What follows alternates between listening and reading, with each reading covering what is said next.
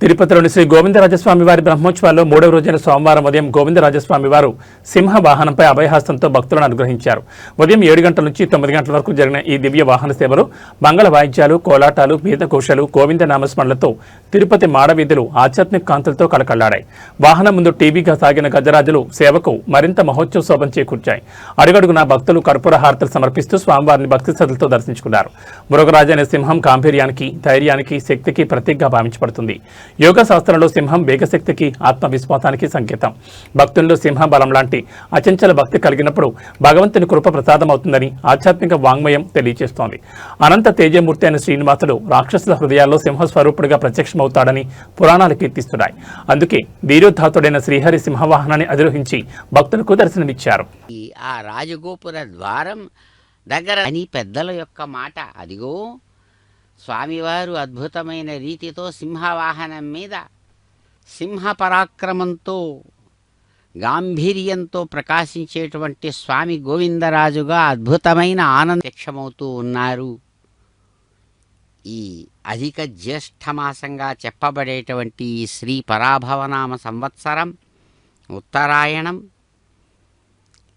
గ్రీష్మ ఋతువులో చక్కగా ప్రజల హృదయాలకు, ప్రాణుల హృదయాలకు జియంగార్లు తాము ముందుండి స్వామివారి సేవ చక్కగా సాగిస్తూ ఉండగా ఉత్తర ఫల్గుని నక్షత్రయుక్తమైనటువంటి ఈ సోమవారం నాడు ప్రాభాత వేళ అదిగో సింహ పరాక్రమంతో స్వామి గోవిందరాజు తమను అనుగ్రహించమని ఇంతింతలేసి కన్నులతో సింహవాహనంగా సింహం హింసతీతి హినస్థీతి సింహ అని చక్కని ఈ సోమవారం నాడు మూడవ రోజు పగలు స్వయంగా తాను ఒక్కడే అద్భుతమైనటువంటి తన యొక్క స్వరూపానికి ఆ కృష్ణ భగవానుడే గోపకులంలో ఎవరైతే అలవోక వాళ్ళందరికీ కూడా జగత్తుకంతా కూడా, అందుకనే జగదాచార్యుడు భగవానుడు కృష్ణుడు.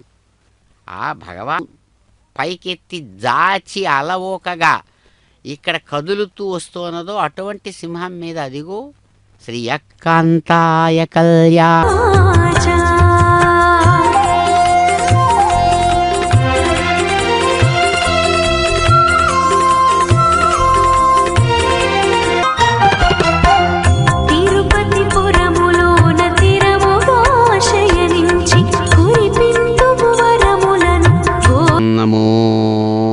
శేషసేన స్వరూపాయ గోవిందరాజాయ నమో నమః.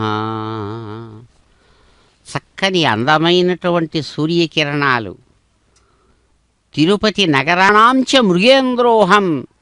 మృగాలన్నిట్లో అరణ్యంలోకి వెళితే అరణ్యంలోని మృగాలన్నీ తన అందుకనే ఉపనిషత్తు ఒక మాట నింది, సృష్టినంతా చేసిన వెల్లగొడుగుల కింద తెల్లని కన్నులతో చూచేటువంటి నల్లని దేవుడు. అందుకనే నీలమేఘ శ్యామల కోమలమూర్తి అని ఆయన్ను కీర్తిస్తారు మాటిమాటికి.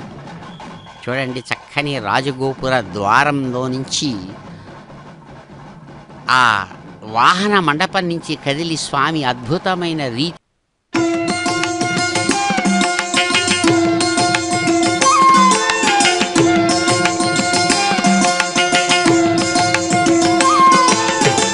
కొలువై ఉన్నాడు వీడే గోవిందరాజు, కొలువై ఉన్నాడు వీడే గోవింద.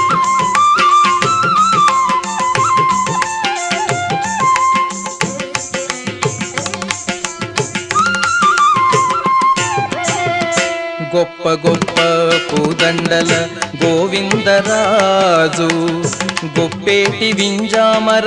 చక్కగా కదిలి భగవానుడు సమస్త భక్తులను అనుగ్రహిస్తూ కెడువేల్పు వీవే దయను బ్రోచియు రక్షించు దైవమీవే, వెతలు తీర్చెడు దైవంబు వెదకి చూడా వేరులేరయ్య ఇలలోన వెంకటేశ. కాబట్టి గోవిందరాజ స్వరూపంతో శతాబ్దం అంటే 11వ శతాబ్దం 1070 క్రీస్తు శకం 1070లో కూడా ఇది వస్తుంది. కానీ అది వారము తిథి మారిపోయింది. అందుకని పెద్దలు ఏం చేశారంటే 24/2/1130 సంవత్సరంలో వారున్నారు. వారందరినీ కూడా రక్షించడం కోసం స్వామి అనేక విధాలైన వైభవ అవతారాలతో తాము ఇక్కడికి వచ్చున్నారు. కాబట్టి